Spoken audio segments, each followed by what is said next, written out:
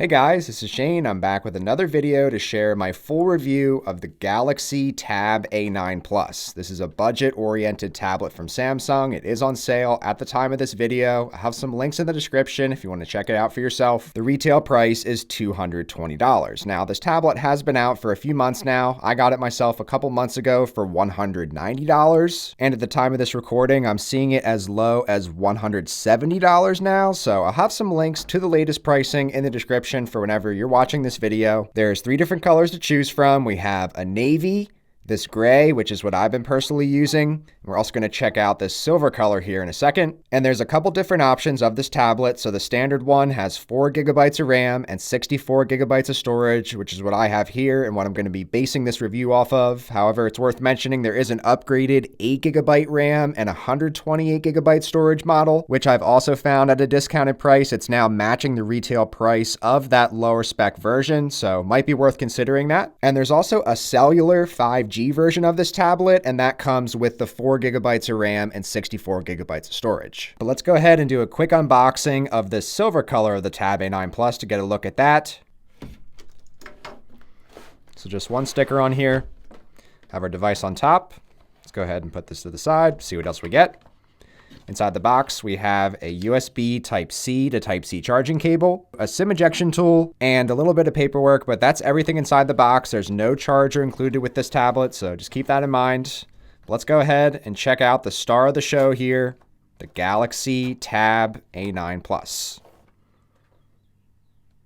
I really like the look of this silver color. Here's a quick comparison of it to my gray or graphite Tab A9 Plus. This one definitely seems to pick up a decent amount of fingerprints over time, whereas I think this one might be a little bit cleaner in that regard. Taking a physical tour with this silver color, we have a very solid aluminum finish on the back and the sidings. We do have a bit of antenna at the top. The only reason I point it out is because it is noticeably larger than on last year's Tab A8, but for whatever it's worth, it seems to reduce the weight of this a bit. So if I drop the Tab A9 Plus on a scale, 473 grams. If I compare that to that Tab A8 from last year, that's coming in at 496 grams. So I have slightly noticed that weight reduction here since I have this tablet in the hand a lot because of the size. We still just have a single lens camera on the back here, and then we also have the landscape-oriented front-facing camera. We'll check out some footage later.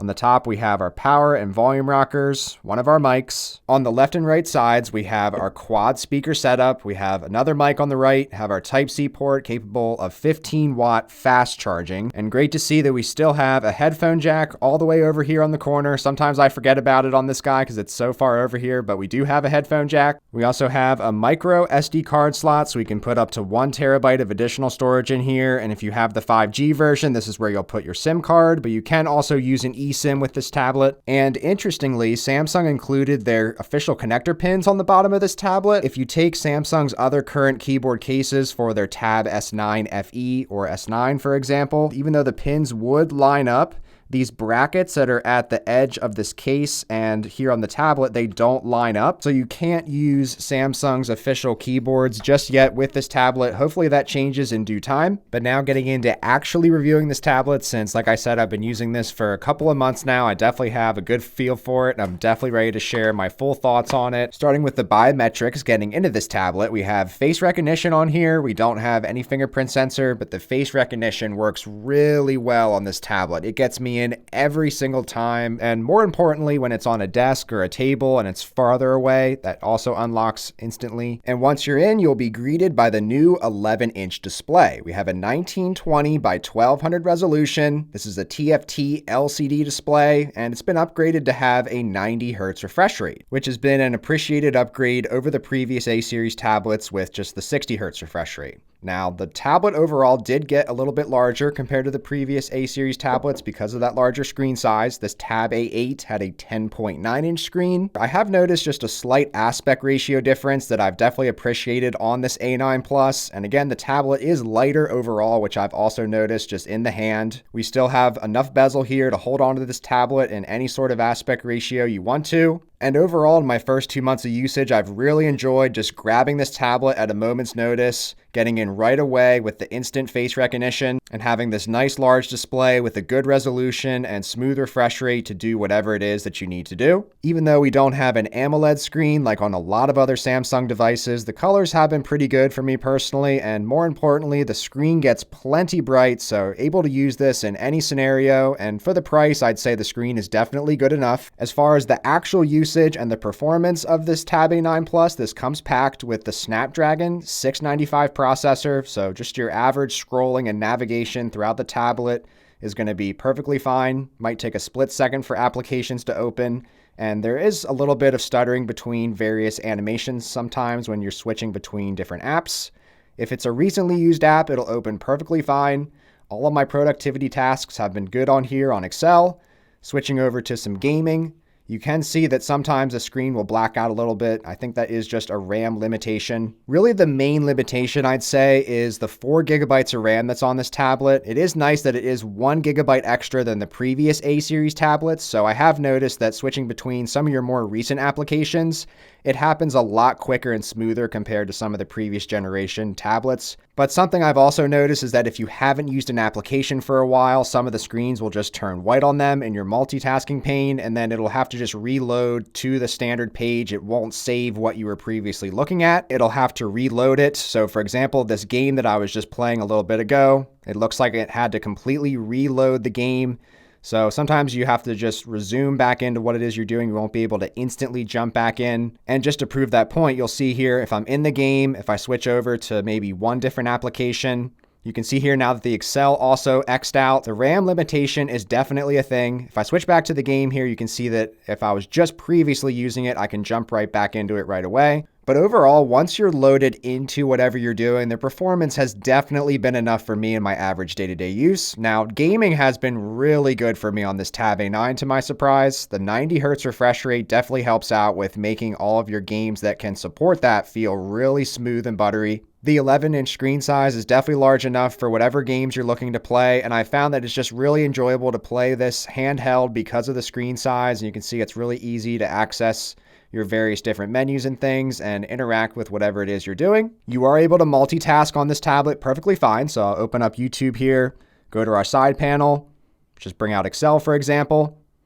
Wait a split second for it to load, but I've had no problem doing productivity tasks in Excel. Watching content has been perfectly fine. You can switch your sizes of your screens here with not much lag or waiting at all. So as far as just the general usage and multitasking and performance, it's really been quite fine. And I just got an update for Samsung's One UI 6.0, so it's really nice to see and use Samsung's latest software here for some of the new features that come with the software, such as being able to switch your users of the tablet. So if you got this for your family, for your kids, you could switch between your different accounts and have different applications on each of the accounts. And most importantly, we have most of Samsung's core features that are across all their devices, such as Quick Share to quickly share things with other devices. We have Smart View, so you can cast this screen to your TV, for example. And the biggest surprise to me is that we have Samsung DeX on this tablet. I was already surprised when Samsung had included it on their $350 Tab S9 FE that I recently reviewed, but having it here, this is definitely the most affordable device I've ever seen with Samsung DeX. Now, it is worth mentioning that with the One UI 6.0, there is a new version of DeX, so basically it stays on your same home screen as you have on the tablet mode, but you still have the core functionality of DeX, which is being able to have as many windows open as you want to and placing them wherever you want to on your screen. It's very easy to jump into different multitasking styles. You can go ahead and hit the side-by-side icon on any of the apps, and then you can just go ahead,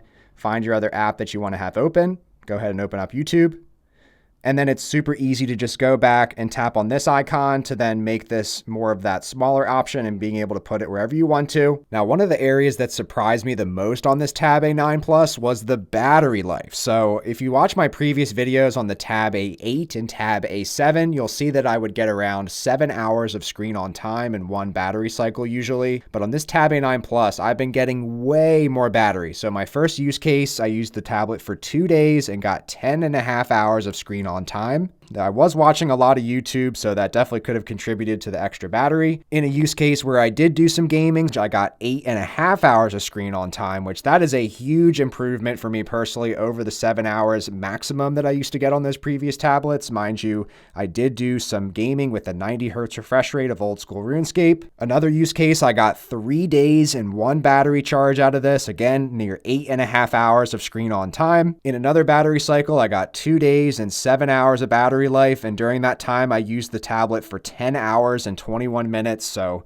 you can definitely push this tablet a lot longer. But something that still takes a longer time though is the charging speed. So in 30 minutes, it gets up to 23%.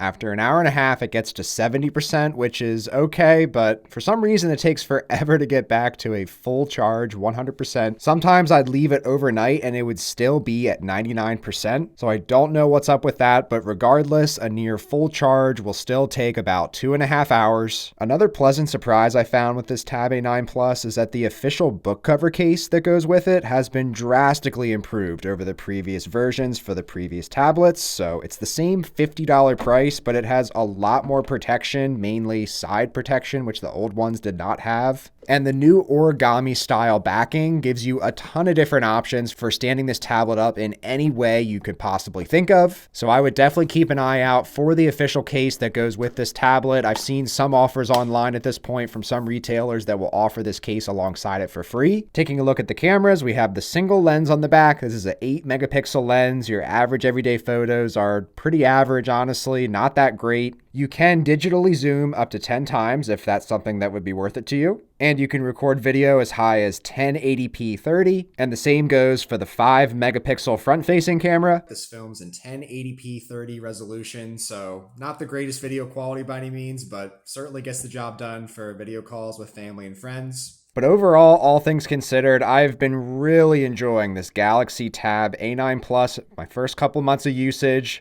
I'm actually reaching for this tablet, even though I have access to other higher-end Samsung tablets. I just really like this device for the price and all the things that it features. It honestly gets the job done for me for my personal basic tablet needs. Really, the only points of criticism I have for it is the RAM limitation, which you might want to consider getting the 8GB RAM model. And probably the biggest downside to anyone watching this video is there's no S Pen that goes alongside this tablet. Personally, I've just found a stylus in my house that I've been using with this perfectly fine for when I do want a bit of a stylus experience to go with this. But if you want that S Pen experience, you are going to have to bump up to a higher end tablet such as this Galaxy Tab S9 FE, which this does have a fair amount more of bells and whistles. We have the water and dust resistance on this one. We have the IPS display, so a nicer looking display on this one. Honestly, the performance has been pretty similar for me on each of these tablets, so that's not really of concern. And even though this A9 Plus has a quad speaker setup and the speakers do sound quite good, the stereo speaker setup on the Tab S9 FE does actually sound better, surprisingly. There is a slightly upgraded camera on this S9 FE, being able to film in 4K 30, and more importantly, the front-facing camera is a 12 megapixel, so you might get better quality videos on the front-facing. This one also comes with the official connector pins, and this one you can connect with Samsung's official keyboard cases. However, the price of this one with current discounts is twice the price of this A9 Plus, coming in at $350. So I think the main takeaway is that obviously there's going to be some cons and downsides to this Tab A9 Plus. It's not going to have everything that Samsung offers in a lot of their higher end tablets, but for the price, for everything that's offered here, I've been really happy with this Tab A9 Plus. I can honestly recommend this tablet to anyone watching this video. Anyone of any age can get a lot of use and enjoyment out of this device, but I'll definitely be curious to hear your thoughts on the Galaxy Tab A9 Plus down in the comments below. And if you enjoyed this video, then be sure to give it a thumbs up, and please consider subscribing to the Shane Simons YouTube channel today. Since I'm going to be checking out the smaller Galaxy Tab A9 Non Plus, this is a previous version that has this similar form factor, and lately I've been checking out more of Samsung's more affordable devices, so I'll have a video soon as well on the Galaxy A05s. This is a $200 phone that has an AMOLED display, so lots to check out here on the channel. Thanks so much for watching. Take care.